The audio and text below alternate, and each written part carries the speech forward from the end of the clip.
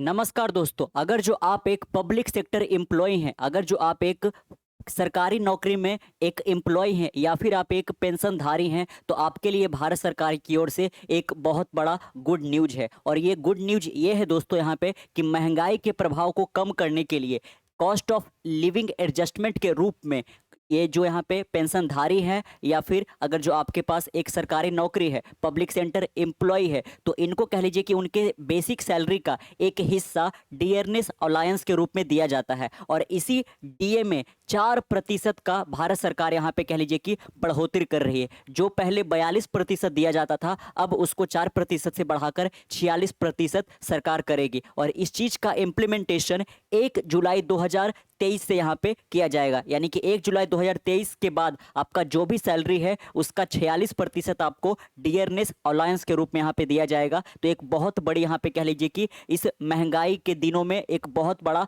राहत का काम यहाँ पे सरकार ने किया है पब्लिक सेक्टर एम्प्लॉय और पेंशनधारियों के लिए। आप देख सकते हैं cabinet approve 4% increase in dearness allowance for central government employ, है ना, कि केंद्रीय कर्मचारी जो यहाँ पे है दोस्तों या फिर जो पेंशनधारी है, उनको जो डियरनेस अलाउंस के रूप में अभी उनको बेसिक सैलरी का 42% मिल रहा था, अब उनको ये 46% दिया जाएगा। आप यहाँ पे देख सकते हैं, है ना, जो इंफॉर्मेशन एंड ब्रॉडकास्टिंग मिनिस्टर जो अनुराग ठाकुर है, उन्होंने एक कैबिनेट मीटिंग में इस चीज की जानकारी यहाँ पे दिया है प्रेस ब्रीफिंग करते हुए। The union cabinet approve 4% increase in dearness allowance and dearness relief for central government employ and pensioner, है ना। तो ये इसीलिए दिया ही जाता है कि जो कह लीजिए कि आज हर एक चीज का दाम बढ़ता हुआ नजर आ रहा है, इन्फ्लेशन काफी ज्यादा देखने को मिल रहा है, तो इसके कारण जो हमारा कॉस्ट ऑफ लिविंग है ना, ये काफी ज्यादा प्रभावित होता है। तो इस चीज को ध्यान में रखते हुए जो सरकारी कर्मचारी है ना, उनके सैलरी का एक हिस्सा सरकार देती है ताकि उनके ऊपर जो महंगाई का प्रभाव है कम से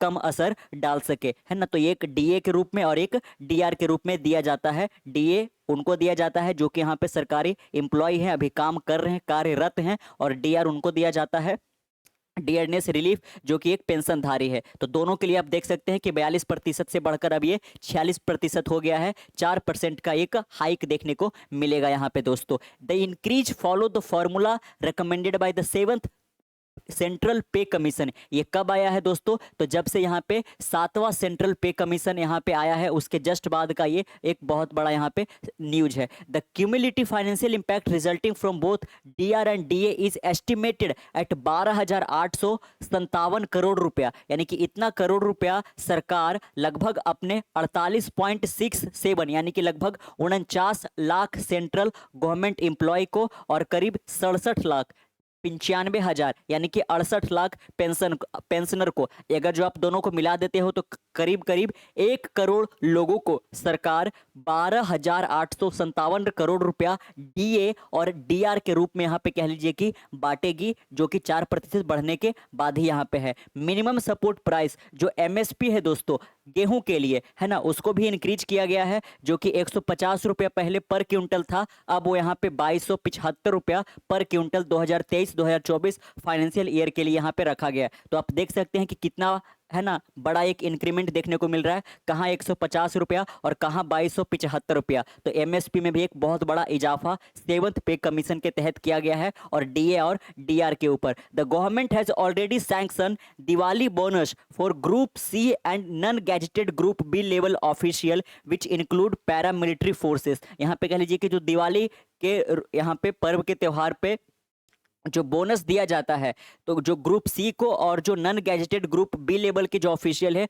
उनको जो यहाँ पे दिया जा रहा था बोनस, अब उसको इसके ऊपर यहाँ पे सरकार ने सैंक्शन लगाया है। लेकिन यहाँ पे जो कर्मचारी यहाँ पे है या फिर कह लीजिए कि यहाँ पे पेंशनर है, उनको डीए और डीआर के रूप में एक भारी इजाफा, प्लस साथ में यहाँ पे जो किसान है ना, जिनका यहाँ पे गेहूं के ऊपर एमएसपी था, वो 150 रुपया से बढ़ाकर करीब 2300 रुपया कर दिया गया। तो एक फार्मर के लिए भी, सरकारी एम्प्लॉय के लिए और साथ में पेंशन धारियों के लिए एक बहुत बड़ा राहत का समाचार था। धन्यवाद।